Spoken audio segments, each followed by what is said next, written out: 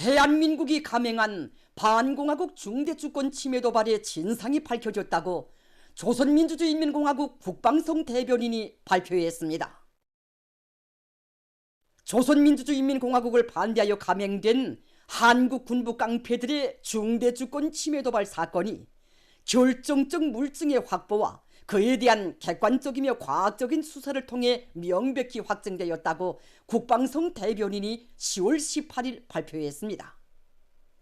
국방성 대변인의 발표에 의하면 지난 13일 사회안전성 평양시 안전국은 평양시 구역들에 대한 집중수색 과정에 형지산구역 서포 1동 76인민반 지역에서 추락된 무인기 잔해를 발견했습니다.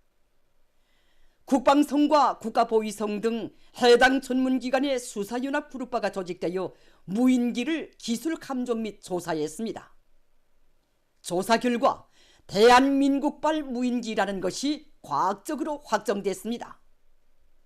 전문가들은 기술 감정과 분석을 통해서 평양시 서포지구에 추락된 무인기가 한국 군부의 드론작전 사령부에 장비되어 있는 원거리 정찰용 소형 드론으로서 국군의 날 기념 행사 때 차량에 탑재되어 공개되었던 무인기와 동일한 기종으로 판단했습니다.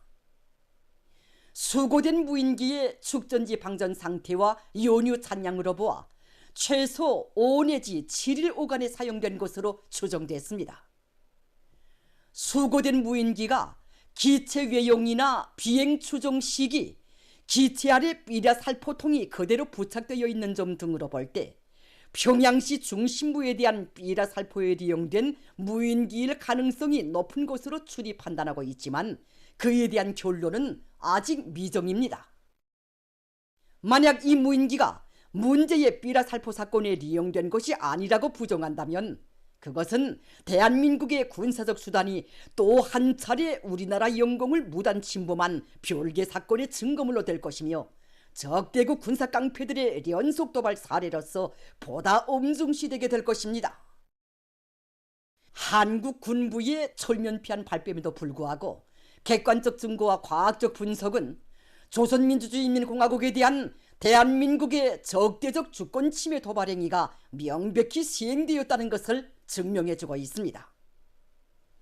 다시금 명백히 하지만 우리는 무인기 도발의 주체, 그 행위자들이 누구이든 전혀 관심이 없으며 군부 깡패이든 월경 도주자 쓰레기 단체이든 다 같이 적대국의 족속들이라는 사실만을 직시할 뿐입니다.